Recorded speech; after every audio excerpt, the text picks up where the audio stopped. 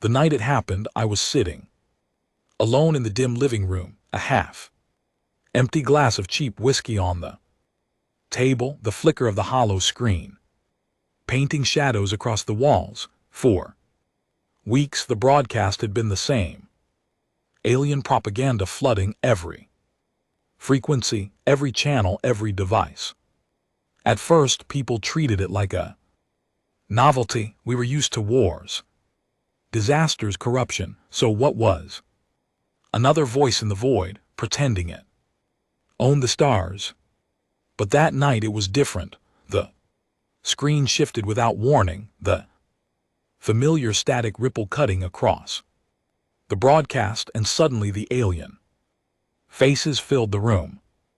They weren't the sleek, golden figures from the first days. No, these were predators, scaled, sharp-toothed, with cold, glinting eyes that seemed to laugh. Even when silent, they didn't speak our language with words they didn't need to. The translation device did the work, spitting their mockery in flawless human tongue. Humanity, the voice boomed, dripping with arrogance. You are weak, and weakness exists to be broken. At first, I thought it was just more of their chest thumping, but then the image cut to something else, something I will never erase from my mind. Children, human children, naked, terrified, locked in cages. The camera zoomed close as one of the scaled creatures dragged a boy, no older than 10, out into the light. The boy screamed for his mother. His voice was raw, broken, desperate. The alien's claws curled around the child's neck. And then the monster grinned. The audience, because yes, there was an audience, you could hear them, erupted in laughter, alien laughter. High-pitched, rattling, cruel. They were watching us suffer as entertainment. And then it happened. The clawed hand snapped forward and the boy fell limp. The screen froze on his lifeless face for 3 unbearable seconds. Then the feed continued, cycling through cage after cage. The bottle of whiskey slipped from my hand, shattered against the floor. I couldn't breathe, I couldn't think, and I wasn't alone. The streets outside began to roar with voices, shouts, the sound of glass breaking, alarms wailing. In apartment blocks, in bars, in city squares, every human eye was glued to the same nightmare. And something inside us snapped. That broadcast was never meant for us. Later, we learned it was a live stream, a sport for them, their way of mocking the inferior species they thought would never rise. But the bastards made one mistake. They didn't block human access. They let us watch. They wanted us to watch. I sat, their fists clenched, my whole body trembling with rage. My brother had fought in the Mars campaigns, bled to protect a colony that wasn't even his home, and now I imagined him in those cages. I imagined my father who died building ships that were supposed to secure our place in space, only to see us humiliated like animals. And I knew every man watching that night knew that there would be no forgiveness. All across the world, riots exploded into the streets, not against each other. This time not for politics, not for borders. Humanity had been given a common enemy, and for the first time in history it was clear, undeniable, and personal. We were no longer victims. We were the storm waiting to be unleashed. And as the broadcast looped, repeating the torment again and again, I whispered into the empty room, the taste of whiskey still burning my throat.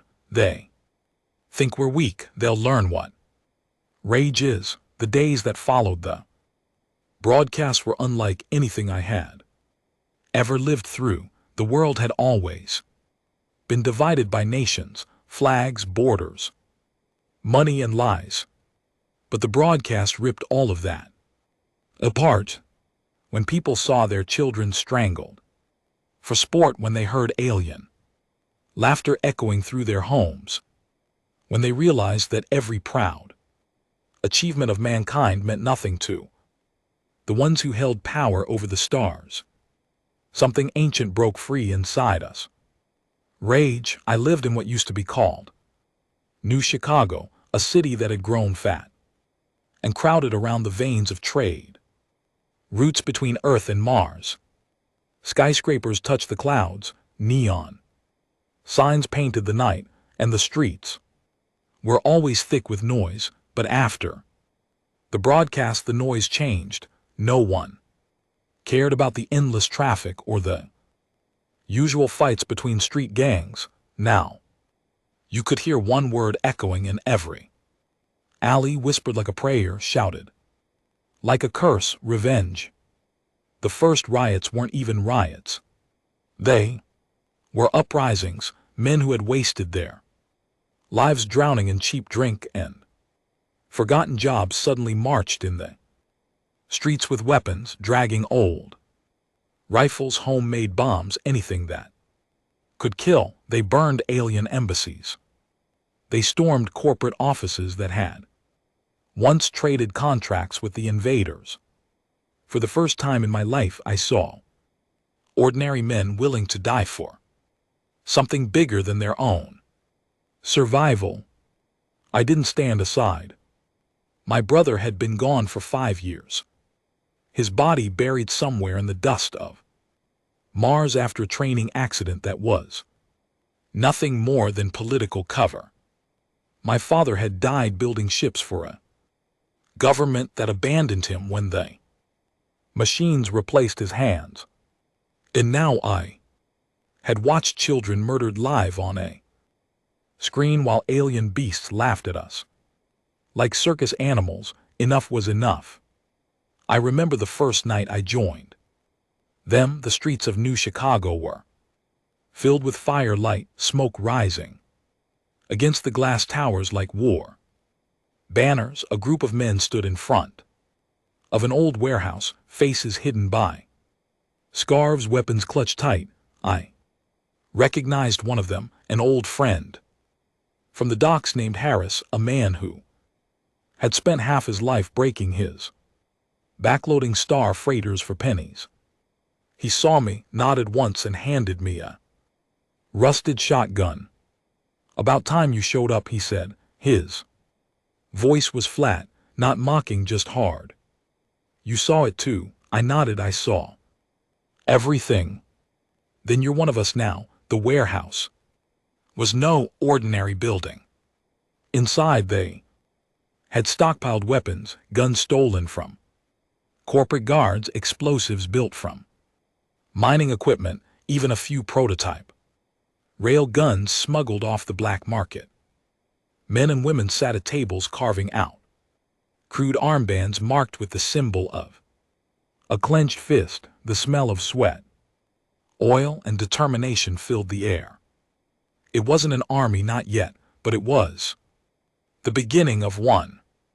Harris led me deeper inside, where an old hollow screen flickered with static.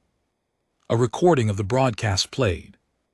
Again, the same nightmare loop of children strangled, cages rattled, alien laughter cutting like knives. Everyone in the room stopped what they were doing, turned toward the screen, and fell silent. The rage was a living thing. You could feel it in your chest, in your bones.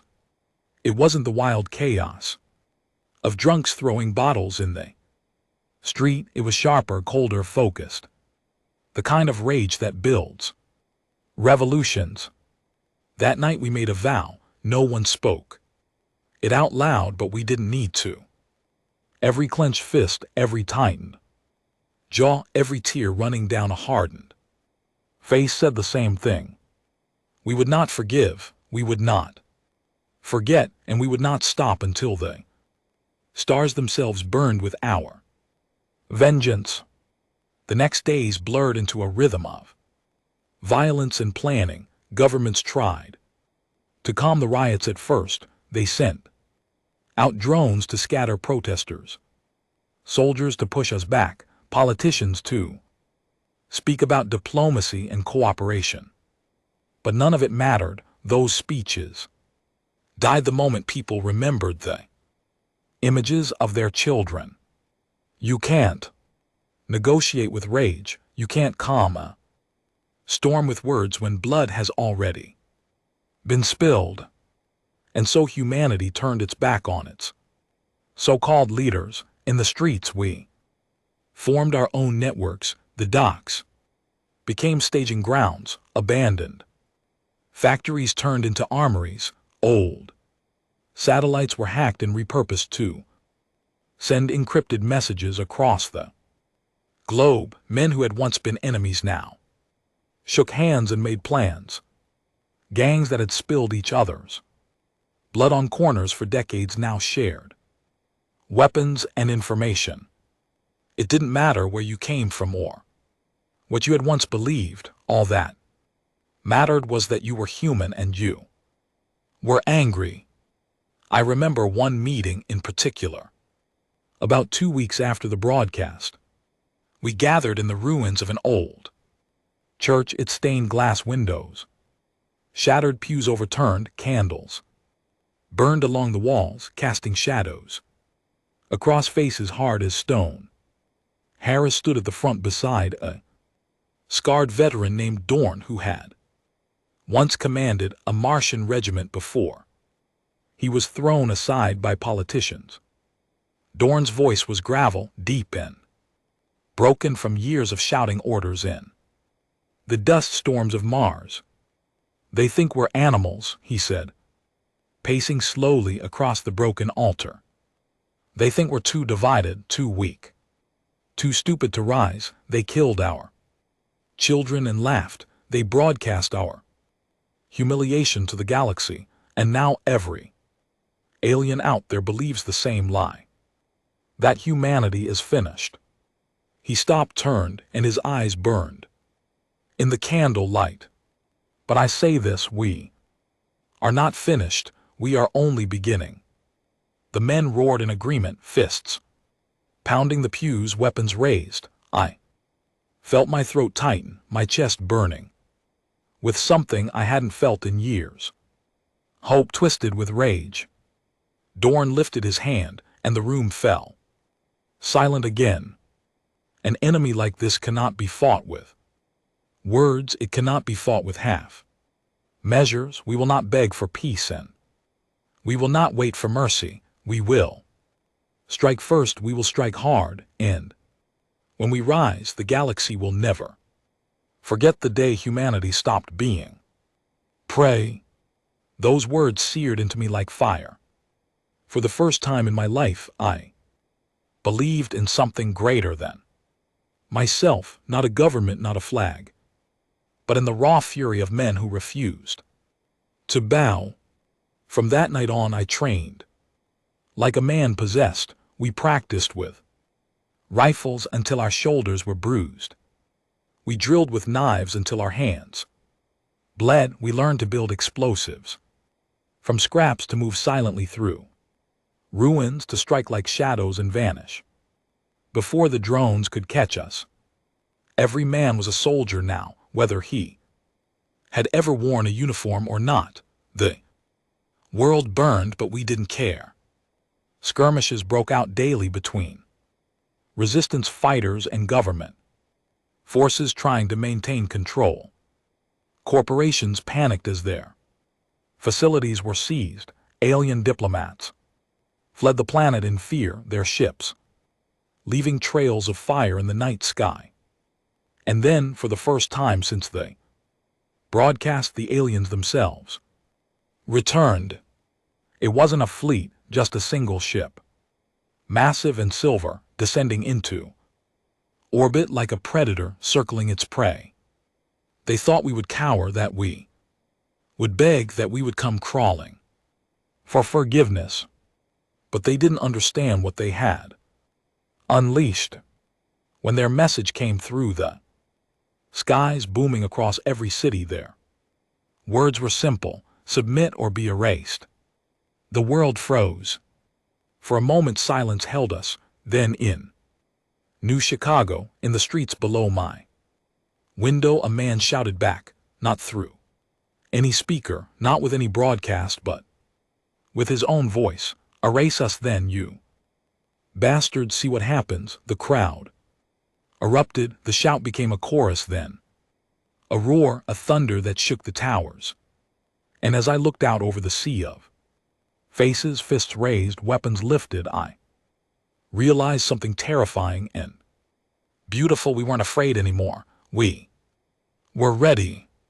That night I dreamed of fire.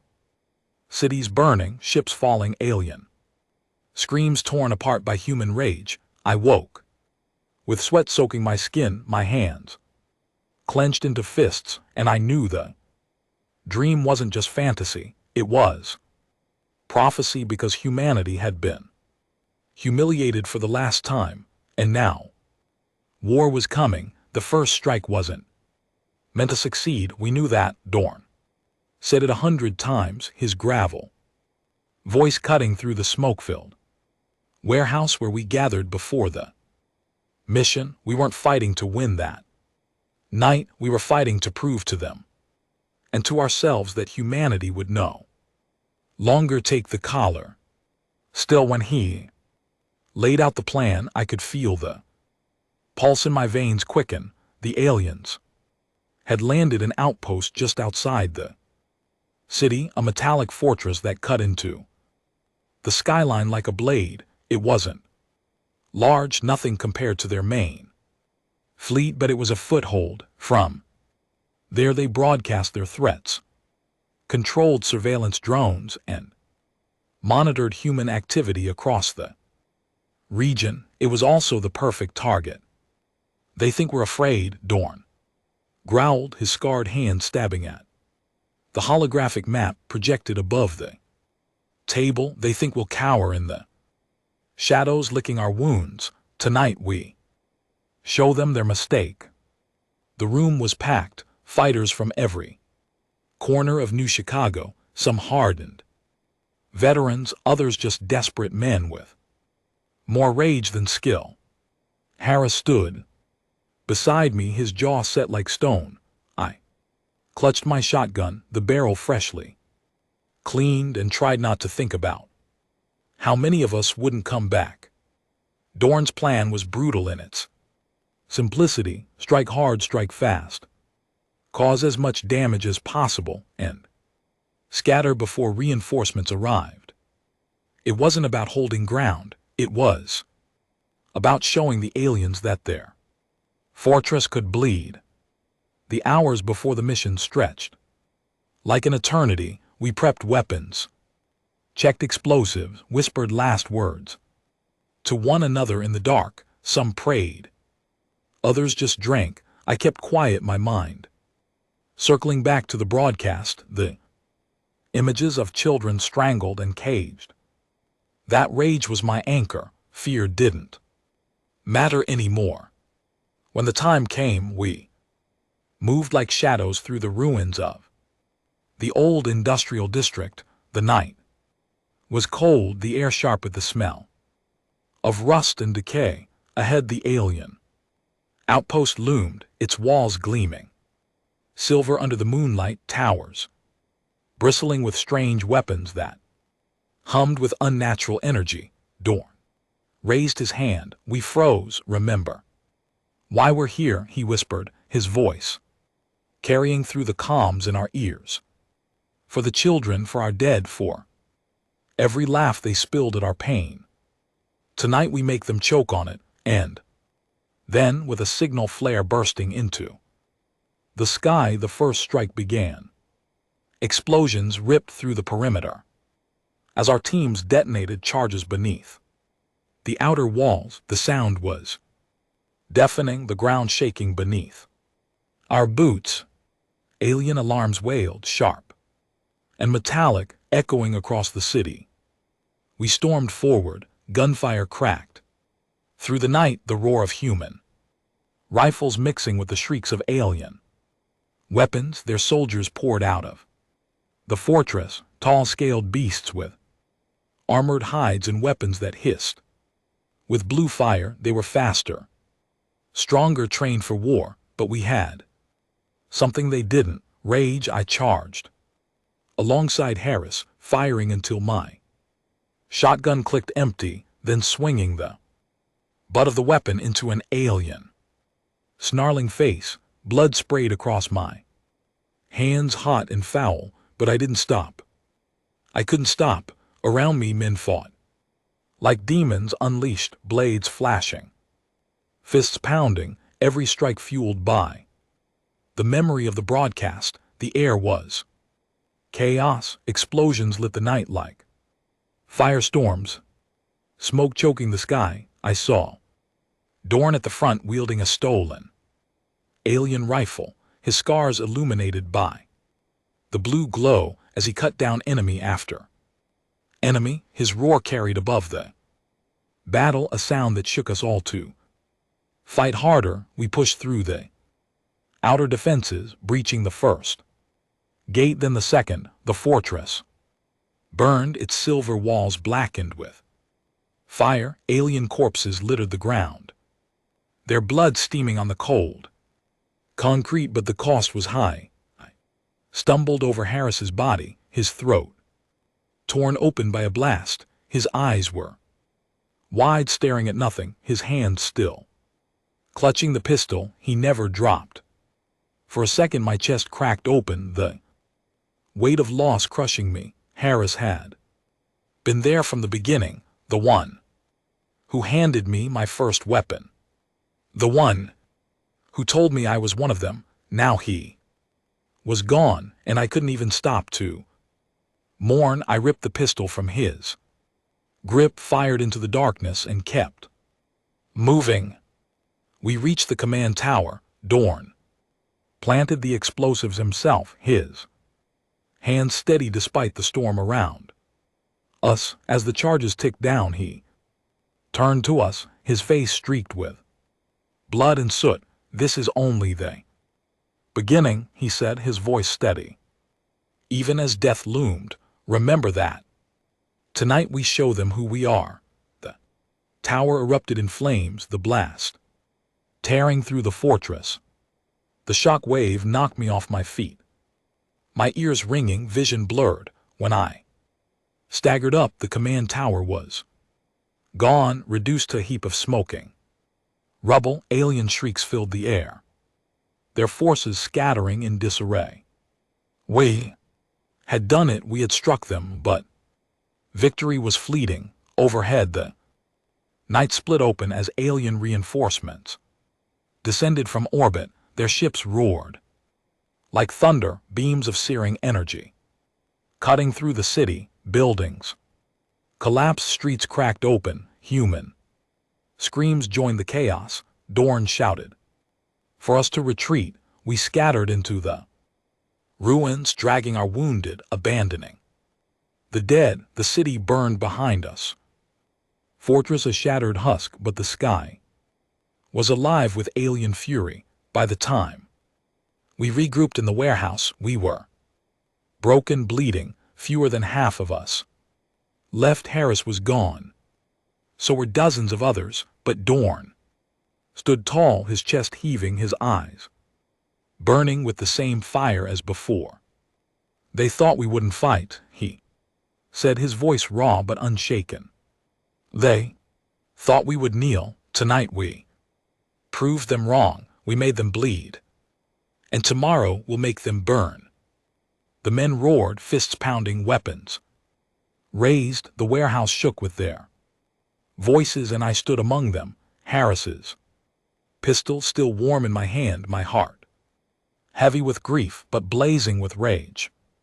The first strike had cost us dearly, but it had given us something priceless: proof that the aliens could be hurt, that their fortresses could fall, that humanity wasn't powerless. For the first time since the broadcast, I felt it deep in my bones. We weren't victims anymore. We were soldiers, and this was only the beginning of our war. The warehouse stank of blood and smoke. We had dragged the wounded in after the first strike, their cries filling the night as crude. Bandages tried and failed to hold back. Death bodies lay in the corner beneath. Torn sheets, the smell of iron thick in the air. I sat against the cold wall, Harris's pistol heavy in my lap.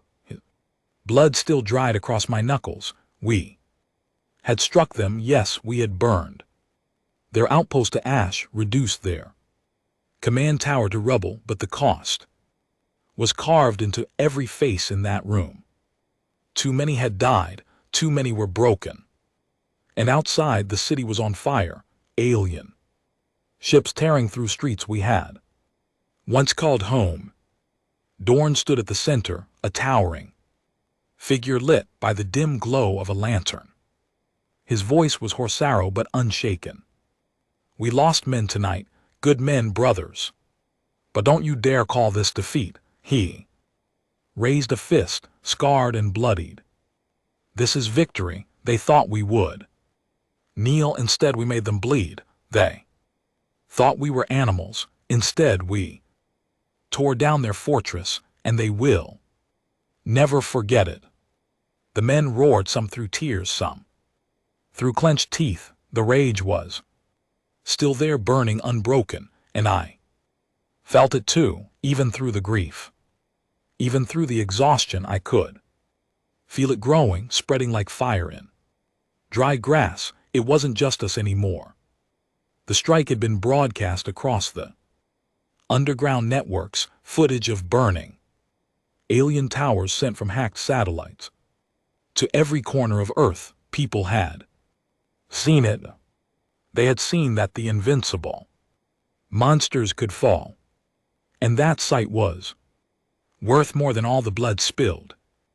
That night, in the days that followed, the world erupted, from New Chicago to the deserts of Africa, from the ice fields of Siberia to the drowning coasts of the Pacific. Humanity rose.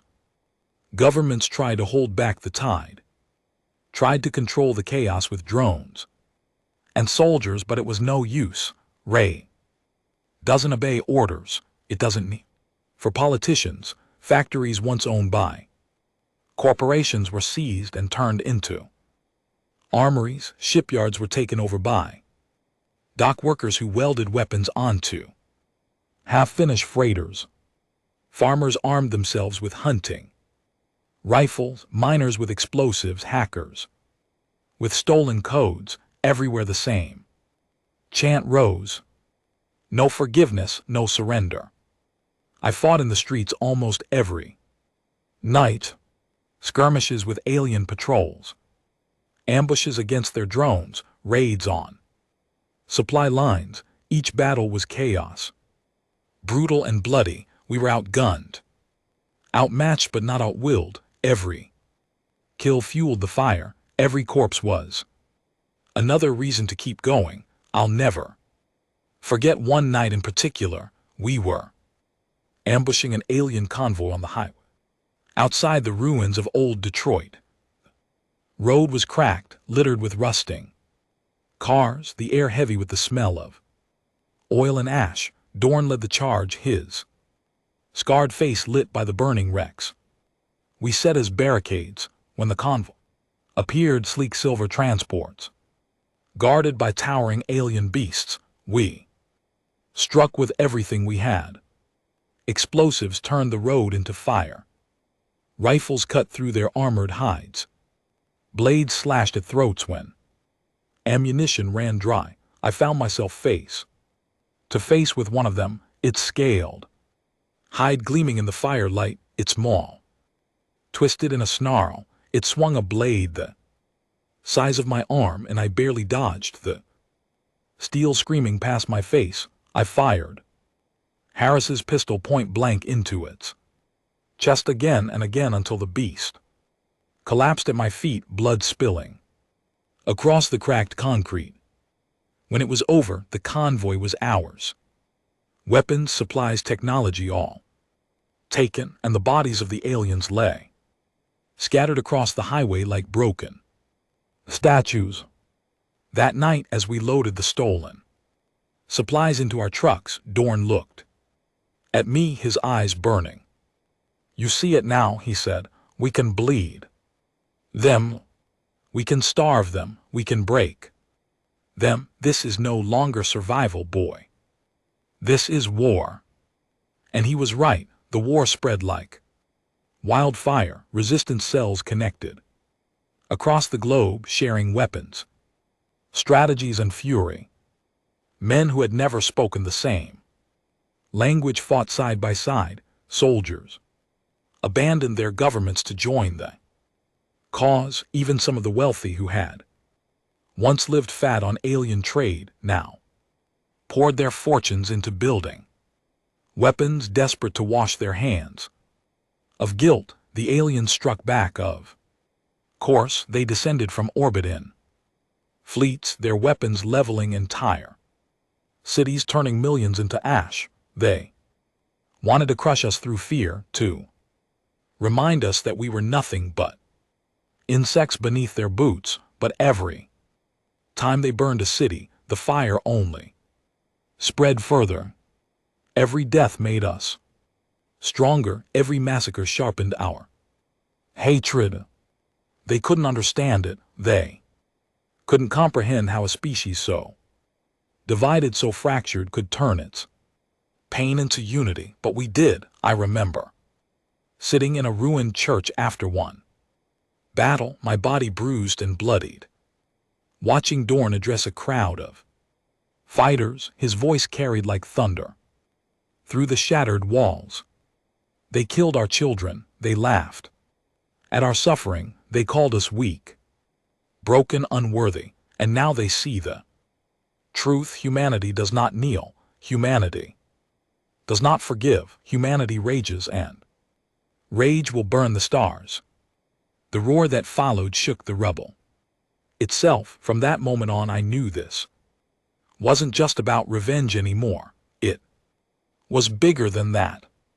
This was about proving to the galaxy that humanity would never again be chained, never again be mocked, never again be prey. We had become the storm, and soon the galaxy would feel it. The sky above knew Chicago was no longer blue. It hadn't been for months. Smoke from burning cities and debris from alien strikes choked the horizon until it looked like the world itself was bleeding. But in that choking smoke, something new was born. We called it the Forge. It was no government project, no clean laboratory run by polished scientists in white coats. It was a graveyard of ships, both human and alien, dragged into the dry basin of Lake Michigan. Every wreck, every fragment of technology, every scrap of steel was hauled into the basin by men who had nothing left to lose. Welders, mechanics, miners, hackers, ordinary men turned engineers of war. When I first walked into the Forge, the sight stole my breath. Towers of twisted metal rose from the dirt, sparks from welding torches raining down like stars. Engines the size of houses gutted and rebuilt by hands blistered and bleeding. The sound was deafening. Hammers, drills, the roar of flames. It wasn't a factory. It was a beating heart pumping rage into steel. Dorn led me through the chaos, his scarred hand gesturing toward the hulks of half-built ships. "This is where the war changes," he said, his voice a low growl. "They rule the skies. They think that makes them gods, but gods can bleed, and soon they'll bleed in orbit." I stared at the ships rising from the ground. They weren't sleek, not like the alien vessels. They were ugly, jagged things, human steel grafted with stolen alien tech, patched with rust and fire. But they looked alive, like predators clawing their way into the stars. The men working there didn't care about perfection. They cared about vengeance. And every bolt they tightened, every plate they welded, every engine they Fueled was another scream of defiance, hurled into the void we didn't have. Scientists who understood the alien tech in full, but rage is a teacher sharper than any book. Men took risks, blew themselves apart in accidents, burned their lungs in fumes because they didn't care. Death in the forge was still better than living on your knees. I joined them when I wasn't fighting in the streets, my hands blistered from welding, my arms ached from hauling steel, my ears rang from the endless hammering. But when I looked at the half-built hull of a warship rising out of the dirt, I felt something I hadn't felt since before the broadcast, hope. The first ship we finished wasn't beautiful, it was a beast. We called it Wrath. It was built from the gutted skeleton of a corporate freighter, its belly reinforced with stolen alien plating, its engines stitched together with scavenged parts, weapons jutted from its hull like jagged teeth, rail guns stolen from military bases, missile pods welded from mining drills, alien plasma cannons barely understood but bolted into place anyway. When the day came to launch it, the entire forge gathered. Thousands of men stood in the basin, sweat and soot streaking their faces, their eyes blazing with anticipation. Dorn stood at the front, his hand resting on the scarred steel hull. "This is more than a ship," he said, his voice carrying across the crowd. "This is every scream they mocked, every tear they laughed at, every child they murdered. This is our answer." The engines roared to life, fire tearing through the basin as Wrath rose into the air. The ground shook, sparks rained down, and the men roared with it, their voices, thunder rising to meet the sky. For the first time in human history, a warship born from rage rose into the heavens. I was on that ship when it left the ground. My hands shook as I strapped into the gunner's seat, Harris's pistol still holstered at my side. The crew around me, dock workers, miners, outlaws, looked just as terrified as I felt. None of us were trained for this, but rage doesn't need training. When Wrath broke through the clouds, the stars spread out before us like cold fire, and waiting in orbit as if mocking us was an alien patrol ship, sleek, silver, bristling with weapons. Dorn's voice came through the comms. "Calm, steady, this is it, boys, make them remember." The alien ship turned, its cannons glowing with blue light. "We didn't wait. Fire!" Dorn roared. The rail guns thundered, shaking the ship as slugs of steel tore through the void. Plasma bolts streaked across the darkness, smashing into the alien hull. Sparks and fire burst into space. The alien ship retaliated, beams of searing light slamming into our patched armor, rattling the entire hull. Men screamed as sparks showered the control deck, but we held steady. I squeezed the trigger, Harris's pistol long forgot, my hands gripping the plasma cannon controls. Bolts of green fire tore through the void, smashing into the alien ship's wing. The silver metal cracked, shattered, and erupted into flame.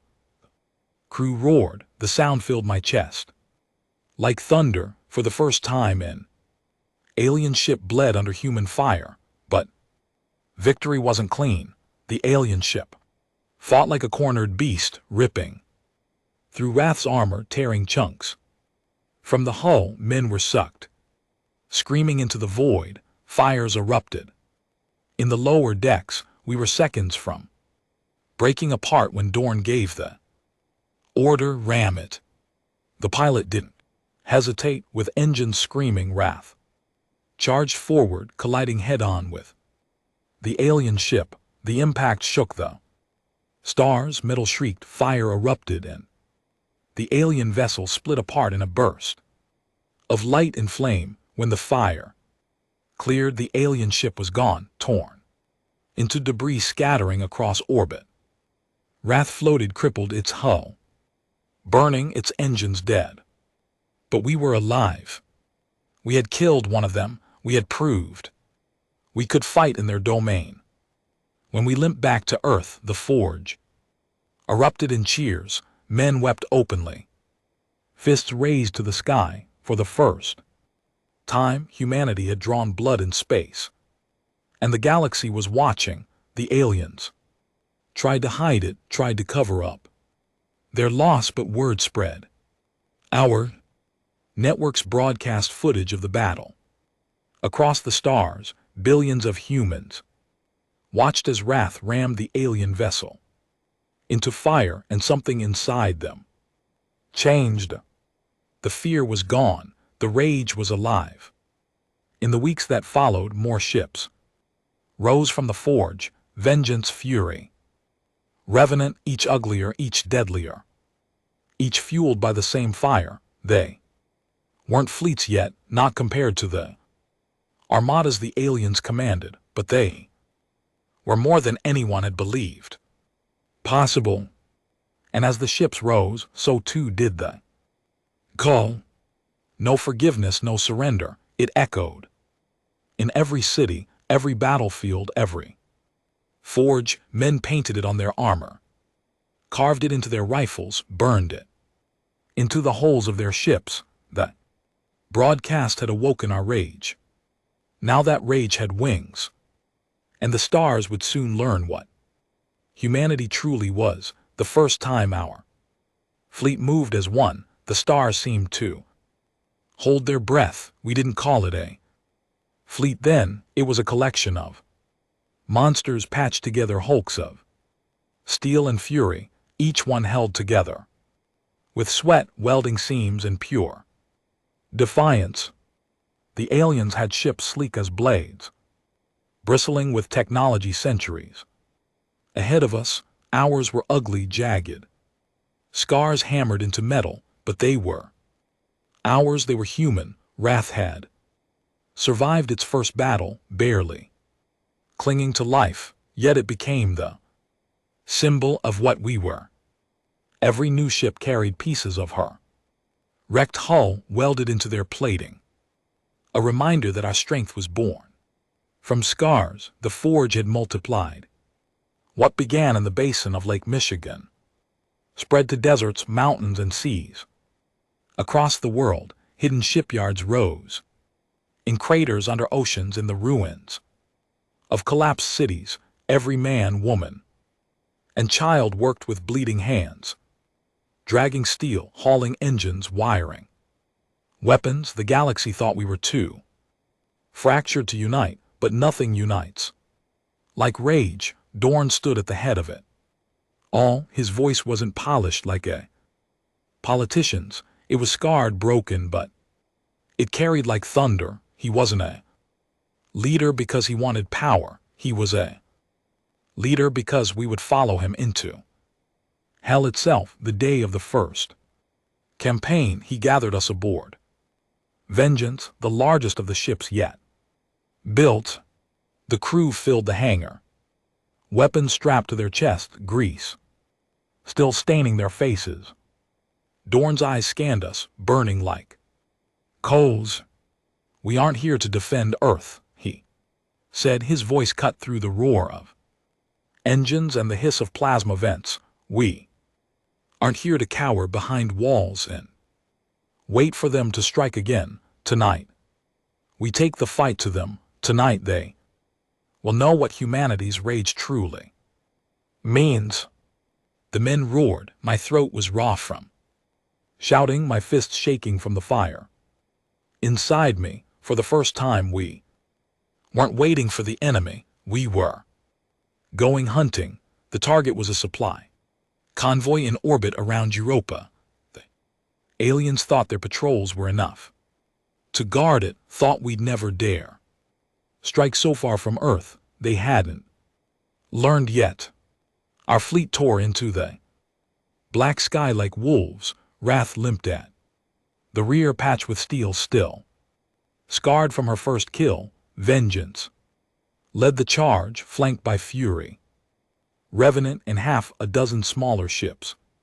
Named after what we had lost, Ashes, Widowmaker, Orphan's Cry, each name carried pain, each name carried fury. When we dropped out of the shadow of Europa, the alien convoy gleamed ahead of us, silver transports flanked by escort ships, weapons already bristling. As their sensors caught us, the silence before battle is always the worst.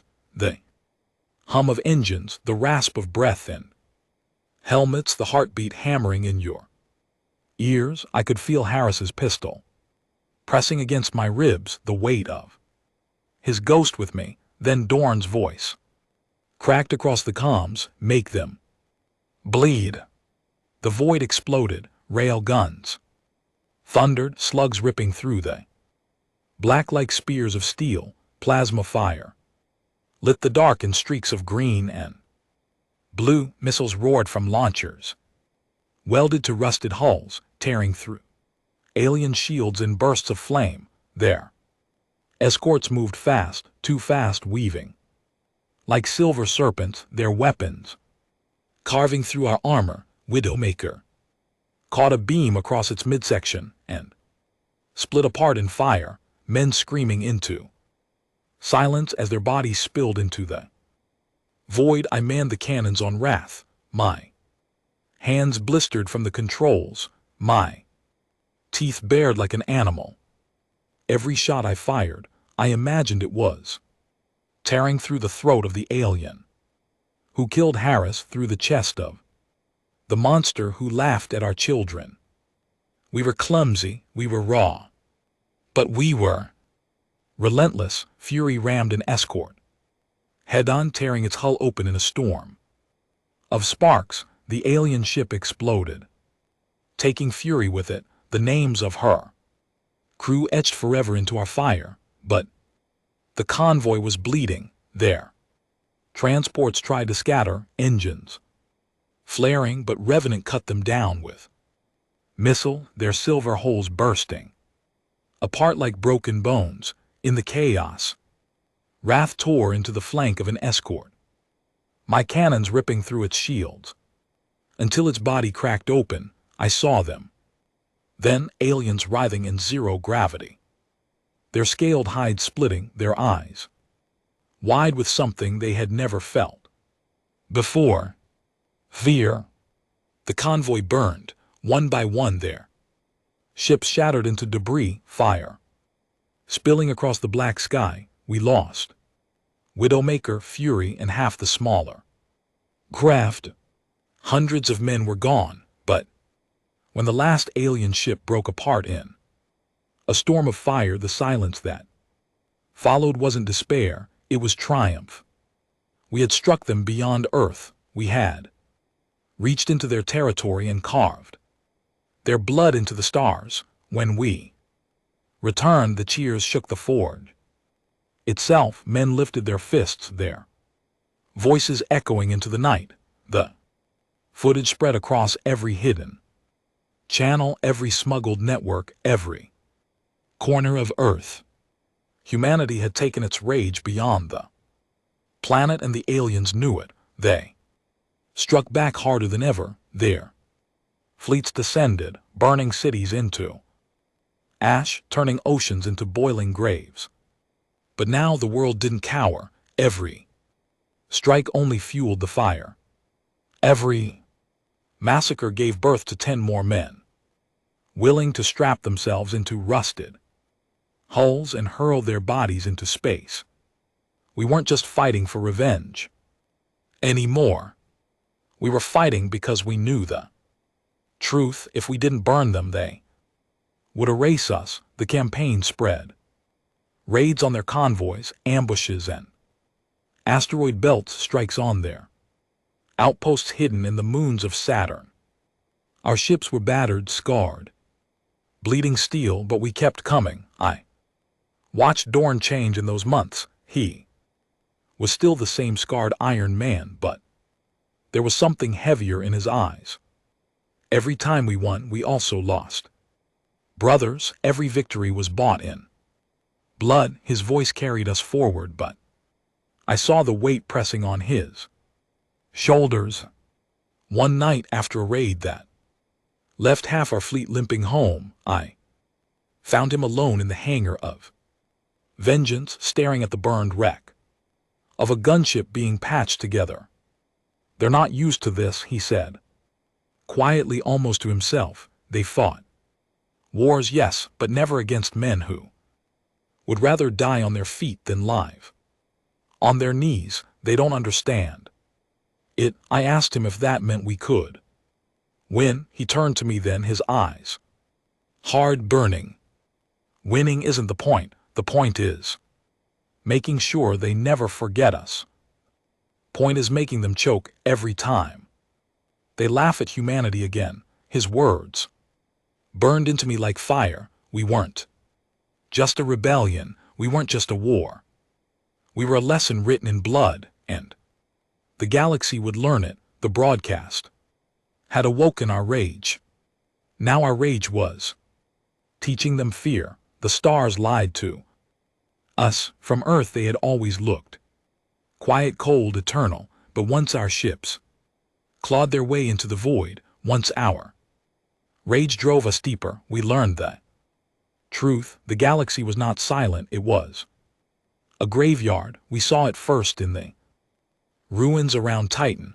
Our fleet, what remained of it, had stumbled across signals, weak and broken, buried in the static of Saturn's rings. At first we thought it was alien patrol chatter, but when our hackers tore through the code, what emerged wasn't commands. It was a scream, old, faint, but human. We followed the trail, our patched ships slipping through the shadow of Titan's cold light until we found them, wrecks drifting in orbit, so old they were fused with ice. Human ships, not ours, not from Earth, something older inside the shattered holes. We found bodies, bones wrapped in frozen suits, faces twisted in eternal silence and scratched into the steel walls with knives, with blood, with desperation. We found words. They came, they laughed, they burned us. It wasn't just us. We weren't the first. Dorn stood silent in that frozen wreck, his scarred hand running across the ancient carvings. His face was stone, but I could see it in his eyes, the fire burning hotter, the weight pressing heavier. "They've done this before," he whispered, "to others, to thousands, to millions, entire species wiped away, buried in the dark, and now it's our turn." The words settled like ash across us all. Rage wasn't enough anymore. This wasn't just revenge for children strangled on a broadcast. This was survival, and survival meant extermination. We learned more as the raids continued. Every convoy we struck, every outpost we seized, we stole data, logs, records, archives buried in alien code.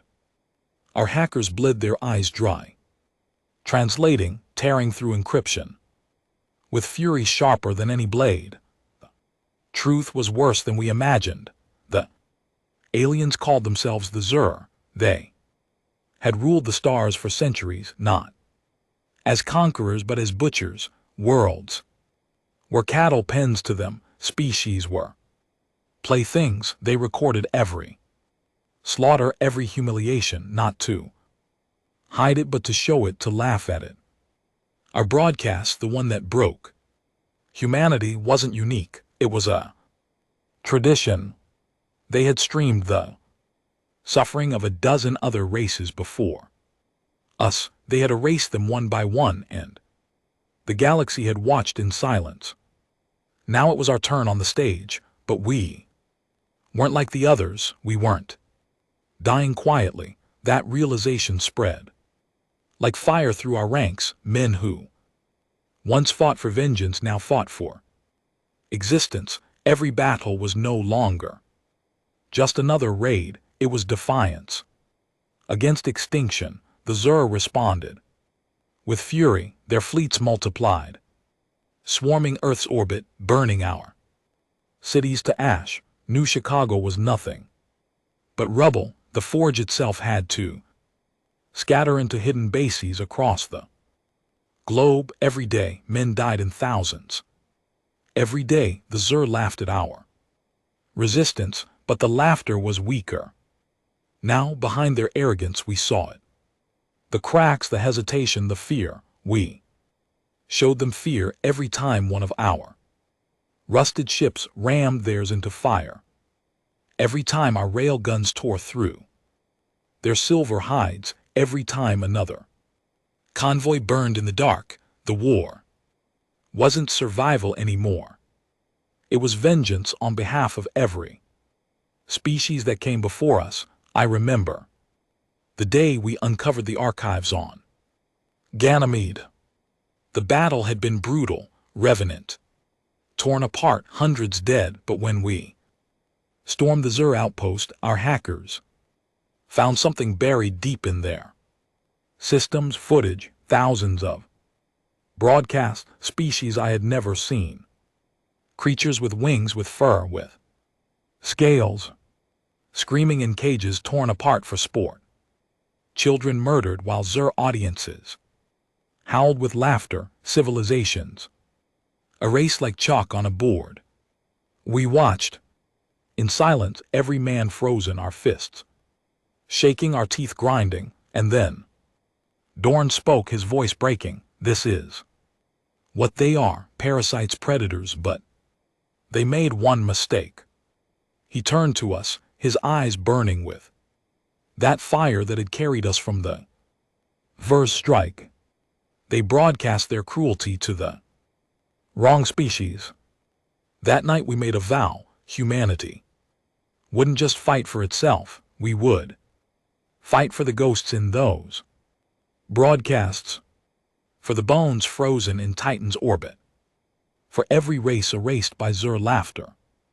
We would be the end of them. Campaign shifted. No longer raids, no longer ambushes, extermination. We struck not only their convoys, but their colonies, their breeding grounds, their communication hubs. Our ugly, scarred ships moved like shadows through the void, tearing their empire apart piece by piece. The cost was unbearable. Ashes destroyed above Europa, orphan cry split open near Mars, entire crews erased in seconds, but every loss was fuel, and slowly, impossibly, the Zur began to retreat, not far, not much, but enough to prove they could bleed, enough to show the galaxy their empire wasn't invincible. One night, after a brutal battle near Neptune's shadow, I sat with Dorn in the wreckage of Wrath's hangar.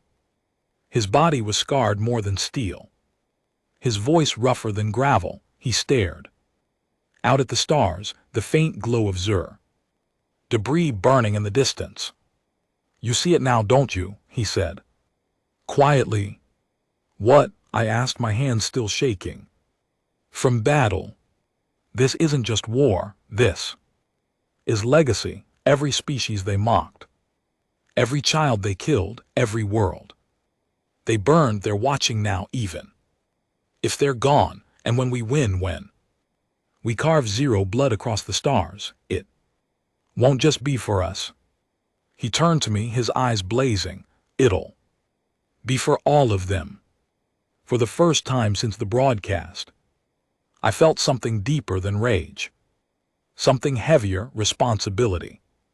We weren't just fighting for humanity. We were fighting to avenge the dead galaxy, and in that moment I knew the truth. The Zur would never stop until we were erased, and we would never stop until they were nothing but ash. This wasn't survival anymore. This was extermination.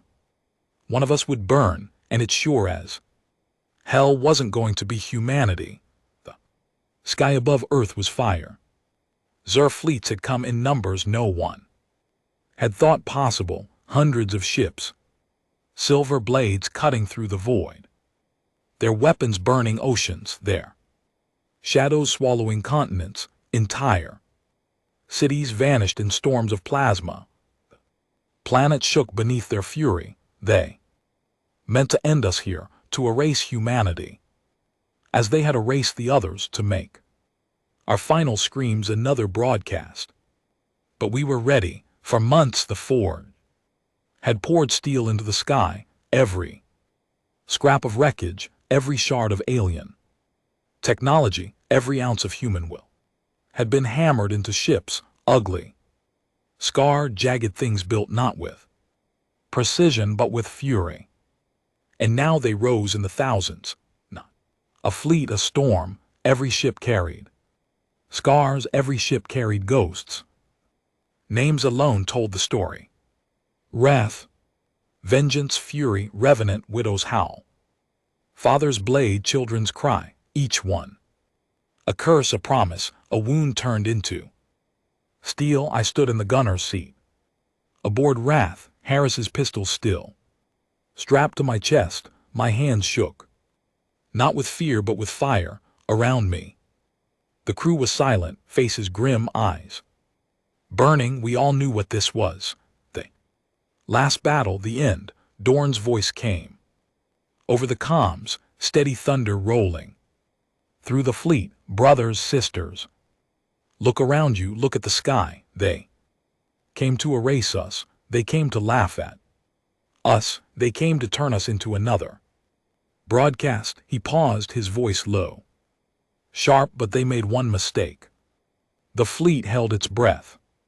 They forgot what rage is. They forgot what it means to push a man too far. They forgot what it means to take everything from us. Tonight we remind them. His roar shook the void. No forgiveness, no surrender. The fleet answered, voices raw, weapons primed. The chant spread through every ship, every throat, until it was thunder across the comms. No forgiveness, no surrender. Then the void exploded. The Zur came at us like wolves, their ships slicing through the black, weapons carving trails of fire. Our fleet answered with everything. Rail guns thundered, plasma streak, missiles roared. The stars themselves seemed to tear apart under the storm. Wrath charged headlong into the fray, her hull rattling, her guns blazing. Alien shields cracked under our fire, silver holes bursting into shards. Their ships were sleek, fast, deadly, but we were relentless. Every shot was fueled by rage, every strike by vengeance. I fired until my hands bled, until my throat was raw from screaming. Harris's ghost was with me, my father's ghost, every child from the broadcast, every frozen corpse on Titan. They were all with me, screaming through my hands, through my gun, through the fire. Battle was chaos. Revenant tore through an enemy frigate, ramming it into fire. Both ships shattering in a burst of light. Widow's howl split apart under Zur beams, her crew's last cries echoing through the comms before silence claimed them. But for every ship we lost, two of theirs burned. Hours passed, the void, a storm of fire. The Zur fought like gods, but we fought like devils. Every man aboard our fleet was already dead, and dead men fear nothing. Then their flagship appeared.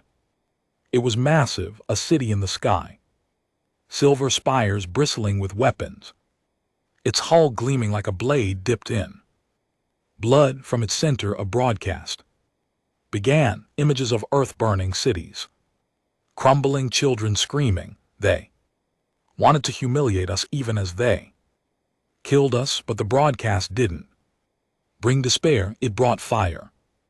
Dorn's voice cut through the comms, ragged but fierce. That's their mistake. They think suffering breaks us, but suffering made us. That broadcast lit the fire, and tonight that fire burns. Their empire. The order came, all ships target the flagship. The fleet turned as one, ugly. Scarred ships howled into the void, their weapons blazing. The Zur flagship unleashed hell, beams, tearing through our ranks, explosions, splitting the dark. Ships burned, crews died screaming, the void filled with fire and ash, but we didn't stop. Wrath led the charge, her scarred hull rattling, her guns blazing. I poured everything into the cannons, screaming Harris's name, screaming my father's, screaming humanity's rage into the void. The flagship's shields cracked, its hull burned, but it didn't fall. Its weapons carved through, father's blade split, children's cry in half, burned ashes to dust. Dorn's voice came again, hoarse, broken. Then we ram it. The order spread like fire. Ship after ship hurled itself into the flagship, engines screaming, hulls shattering, explosions tearing chunks from its silver body. Men died willingly, their deaths carving fire into the Zur's heart. Wrath was crippled, her engines failing, her guns silent. Dorn's voice carried through the wreck, steady even as death loomed. This is it, brothers, one last strike, one last scream, make them remember. The pilot turned us toward the flagship's heart. The engines roared, fire spilling through the ship, the hull tearing apart. I strapped in Harris's pistol in my hand, my eyes burning with tears and fury. The flagship loomed ahead, silver and burning. We hit the collision, tore the void apart. Wrath shattered, her body splitting into fire and steel ripping through the flagship's core. Explosions erupted one after another until the Zur's great vessel split apart, fire spilling across the stars. The fleet roared, the comms thundered. The flagship was gone. The Zur faltered, their fleets broke, and for the first time in their empire's history they retreated. Earth was burning, our fleet shattered, our dead uncountable, but we had done it. We had broken them. The broadcast that was meant to humiliate us had become our weapon. The galaxy had seen us rise from cages, from chains, from ashes and spit. In the face of gods, no forgiveness, no surrender. That was humanity's answer. And as I drifted in the wreckage, the stars burning with the fire of a fallen empire, I knew the truth. We weren't just survivors, we were vengeance, and the galaxy would never forget the day humanity's rage awoke.